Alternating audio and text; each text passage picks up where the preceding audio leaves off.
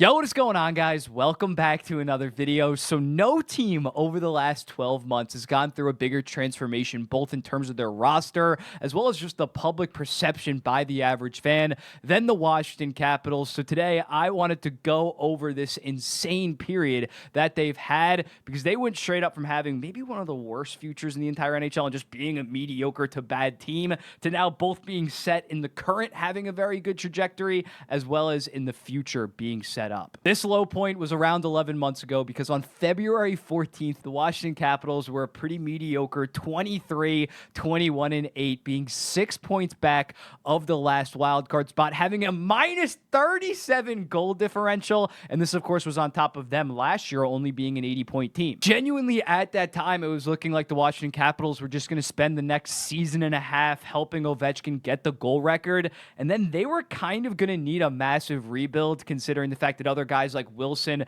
and Carlson looked like that they were kind of regressing. Their young under 25 core had not really shown a ton, and while the prospect pool was pretty good with guys like Ryan Leonard and Andrew Crystal, it definitely wasn't something they were going to be transitioning into being a legit contender immediately after. They did find some life over the next 7 games, going 5-1-1, but at the deadline, McClellan decided to still prioritize the future because they still weren't in a playoff spot, deciding to ship out Anthony Mantha to Vegas for a second and fourth, Joel Edmondson to Toronto for a third and a fifth, as well as getting a third-round pick for Kuznetsov. They had to retain half of that, but his contract ended up getting terminated when he went to Russia, so they're not eating that money right now. They decided to sell and get some mid-round picks for guys that weren't part of their long-term plan. But despite selling at the deadline, this team still showed life, going 8-4 in their next 12 games and then being in a playoff spot. They did nearly blow it towards the end, going on a 6-game losing streak, but in their last 5, they went 4-1, ended up tying with the Detroit Red Wings for the last wild card spot, but had the tiebreaker on them,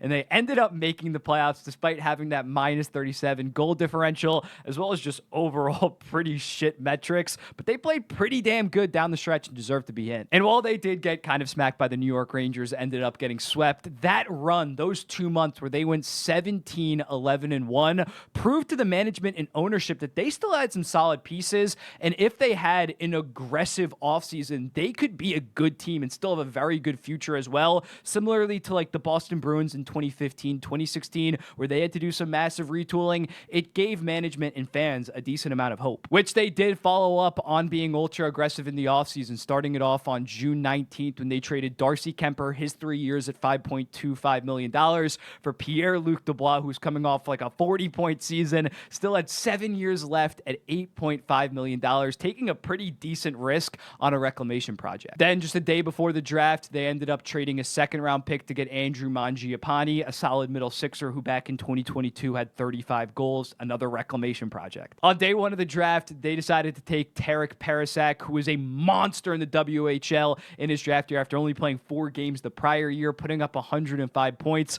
one of the best draft years by a player in the WHL of the 21st century. However, it was on day 2 of the draft where they got ultra aggressive, trading Beck Malestein away for somehow getting a second-round pick for him, even though he was like a solid 25, 26-year-old fourth liner, and then ending up trading 2 third-round picks for Logan Thompson, basically being the Darcy Kemper replacement, despite making like 6 times less than he did. With that second-round pick from the Beck Malestein trade, they ended up selecting Cole Hudson, who was even more productive at the U.S. national team level than his brother Lane, who was trending fantastic at that point, getting them a potential future offensive defenseman. Then the rest of that 2024 draft that we're going to dive into more later on in the video, Leon Mugli out of Switzerland, Ilya Protas, brother of Washington Capitals player Alexei Protas, who signed a 5-year extension at $3.38 million at the start of 2024. We'll dive into how good of a deal that is later. On top of Eric Smateko, Nick Kemp, Peter Sikora, as well as Miroslav Satan Jr. After the draft, it was on to free agency, where Brian McClellan was also ultra aggressive, considering the fact within an hour after free agency started, he traded for Jacob Chikrin, only giving up 34-year-old Nick Jensen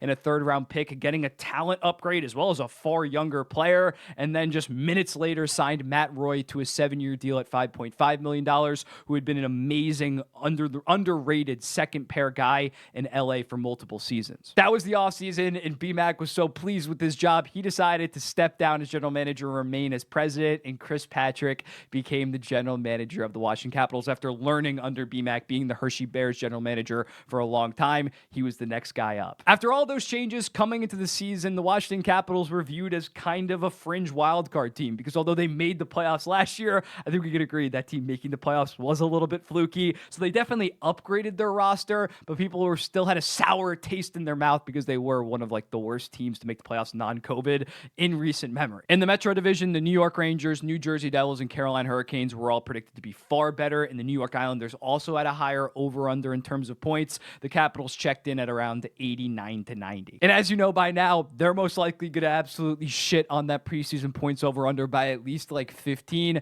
In their first 29 games, they went 21-6-2, and now they sit atop the Eastern Conference. And after having the minus 37 last year, they currently have a plus 38. Ovechkin, who was looking like he was maybe regressing at the start of last year, did play good down the stretch, is playing some of the best hockey of his entire career. Before his injury, he had 15 goals, 10 assists, 25 points in 18 games. Now he has 19 goals, 11 assists, 30 points in just 23 games. Dylan Strome, you thought maybe he reached his ceiling the prior 2 years, going for 67 and 65 points in Washington. No, he's absolutely smashed it. He has 44 points in 39 games. Again, a decent amount was without Ovechkin. But arguably more important than Ovechkin and Strome playing like legit superstars this season is the explosive growth of Connor McMichael, who to start out the season was insane, had 12 goals, 7 assists, 19 points in his first 16 games, still has 31 points in 39 games. And then Alexei Protas, who again just kicked in a 5-year deal at $3.38 million. He has 17 goals, 16 assists,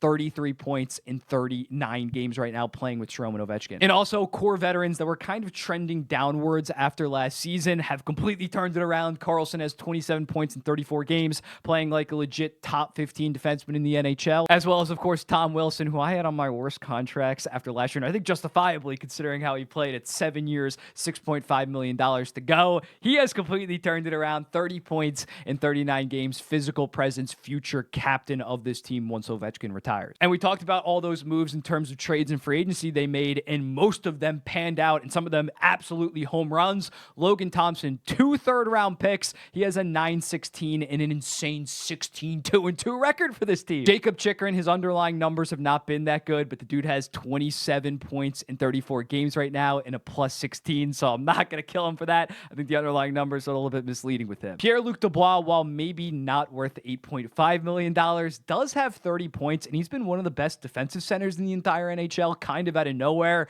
He ranks 14th in the NHL out of forwards with at least 600 minutes in Evolving Hockey's even strength defense stat. And then the other two guys, Matt Roy, he kind of dealt with an injury at the start of the season and missed some time. He's been pretty solid. And Mangiapane, while maybe not worth his $5.8 million cap hit, has been a very effective third liner for them, especially defensively. So the Washington Capitals this season are a legit threat in the Eastern Conference, extremely deep, and Spencer Carberry has, without a shadow of a doubt, proved himself to be a top 5, top 6 for sure coach in the entire NHL, considering what he did last year with a pretty lackluster roster, and now he might be the number 1 seed in the Eastern Conference with it's a talented roster, don't get me wrong, but probably not the most talented roster in the NHL. He is just such a money coach. And going back to the future of the Washington Capitals, it is also looking very good with their prospects. Parasak and Leonard are looking great as first-round picks. Leonard, yet again, producing highly at Boston College. Parasak hasn't taken a massive step, but again, his draft year was so good in WHL, putting up around the same points per game.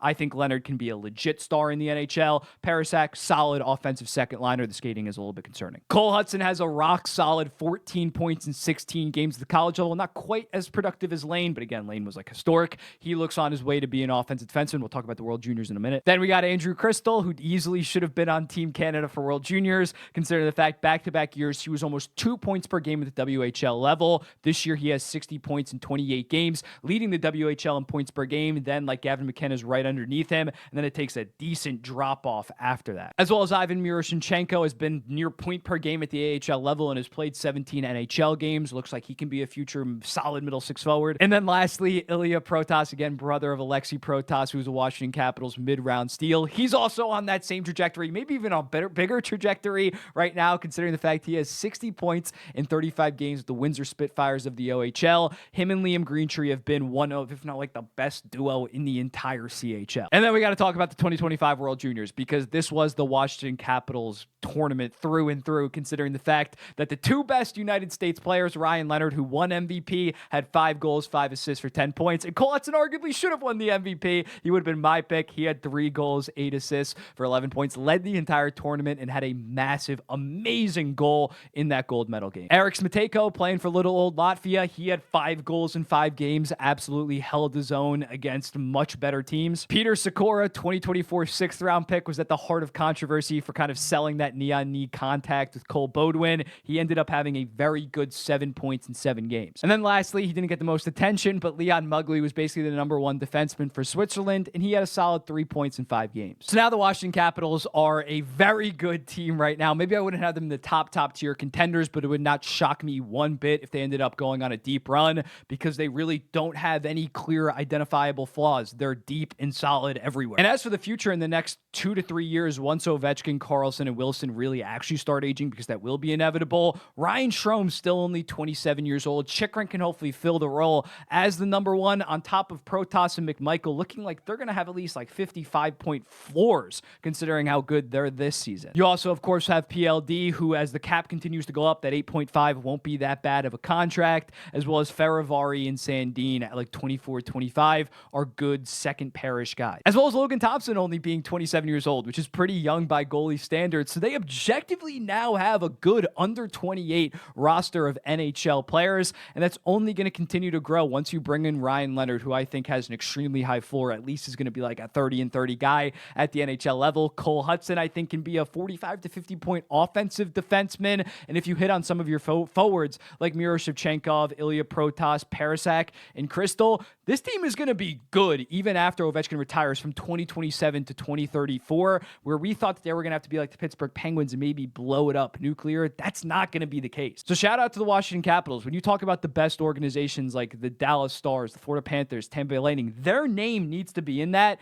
considering just how good their trading, signing, drafting, developing have been in the last 2 to 3 years, that have led to them now having one of the best current and future plans in the entire NHL. I hate to say it as a New York Islanders fan, but the Washington Capitals are going to be good for probably a long time at this point. Let me know in the comments, what do you think about this? What other team should I make videos on? And I'll be seeing you in the next one.